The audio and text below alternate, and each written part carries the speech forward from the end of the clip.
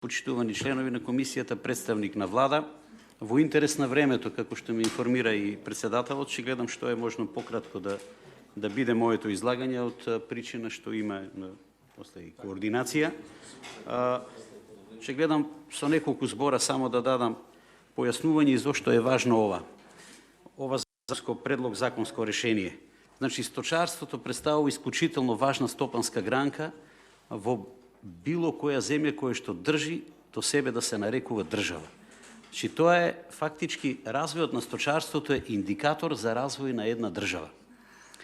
Јас знам дека сега се поставува логично прашање зошто, затоа што намирниците, животните намирници од животинско потекло се тие кои што фактички определуваат и развој на една држава.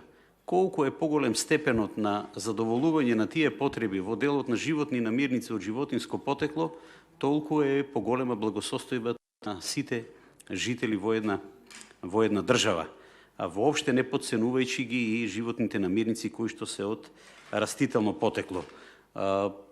Се работи за млеко, за месо, за јајца, значи тоа се неопходни, есенцијални животни намирници. Затоа целост се слагам со излагањето на колегата Љупче, затоа што кажа дека се работи за исклучително важен закон и се надевам дека овде ќе добие поддршка кај членовите на комисијата, брижливо спреман и изработен од стручни лица во Министерството, кој што е од 2012 година, тоа се неколку години поминати и конечно 10 години поминати и мислам, Љупче, дека има едно задоволство и кај вас лично, за тоа што сепак се имплементирани сите тие забелешки кои што треба сточарството да го подигнат на едно ниво. За жал, во изминатиот период дојдовме до степен да луѓето кои што се занимаваат со сточарство и кои што не само го десеткуваа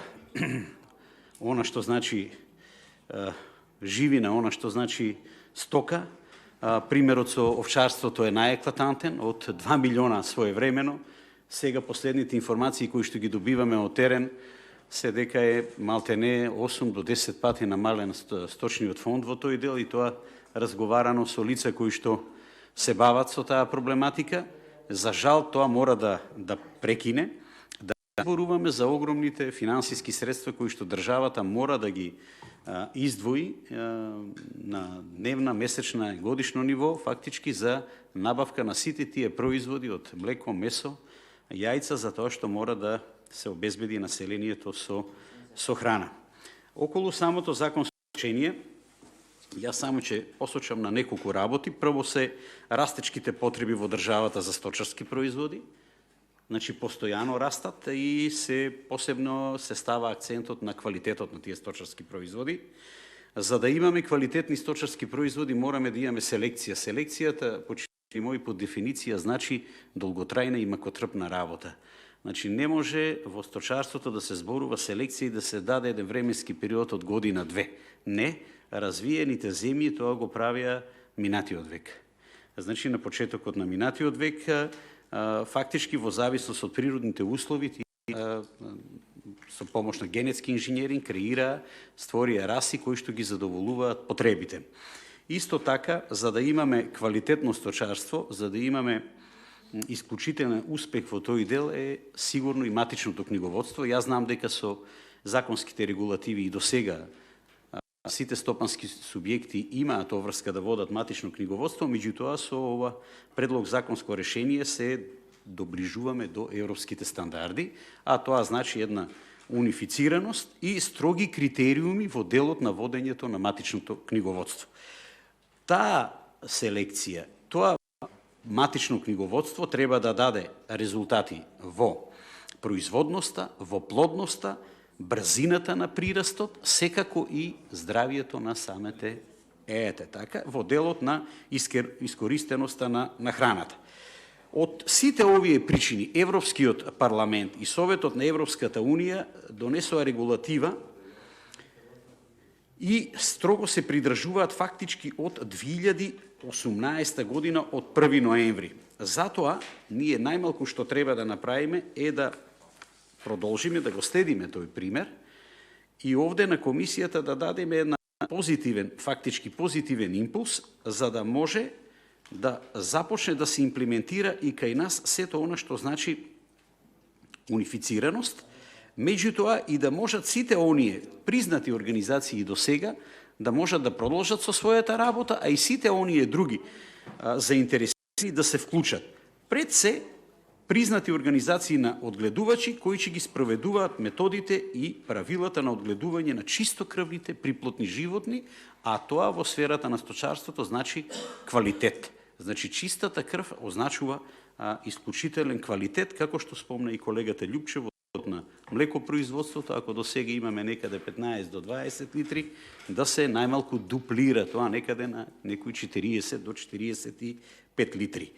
Со донесувањето на овој закон се овозможува унифицирана примена на правилата воспоставени во Европската Унија и тоа во делот на признавањето на организација на одгледувачи и организација на одгледувачи на хибридни свињи, во делот на програми за чистокрвни животни за приплод, пчелни матици и матични јата, можност за спроведување на одгледувачки програми за чистокрвни животни за приплод од страна на МЗШ, Министерство за земјоделство, шумарство и водостопанство, можност за спроведување на одгледувачки програми одобрени од надлежни органи во земји членки на Европската Унија.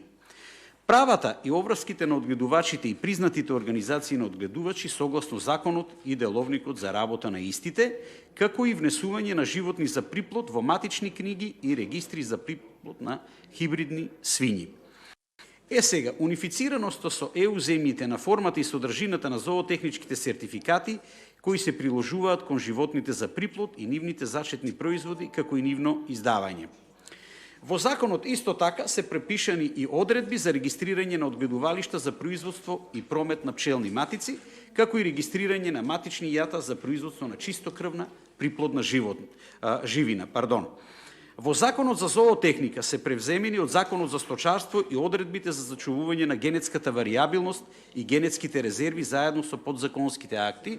Овде ќе кажам дека тоа е исклучително важно, значи тој генетски биодиверзитет да биде зачуван, таа генетска варијабилност и преку методите кои што се добро познати во сточарското производство да се овозможи најдобрите карактеристики кај најдобрите грла да дојдат до израз и да може после да се создадат и креираат нови раси кои што ќе бидат автентични фактички за за домицилното нашиот домицилен терен. Законот рековме дека е изготвен од стручни лица во Министерството, меѓутоа исто така и од Државниот инспекторат за земјоделство, Факултетот за земјоделски науки и храна, значи една стручен тим, стручна екипа и јас уште еднаш само на крајот ќе завршам, ќе дадам еден апел на сите членови кои што имаат право на глас да се даде една поддршка за тоа што сточарството е исклучително важна стопанска гранка, а во изминатиот период мислам дека десеткуваниот фонд е најдобар показател дека се движиме во погрешна насока. Ви благодарам.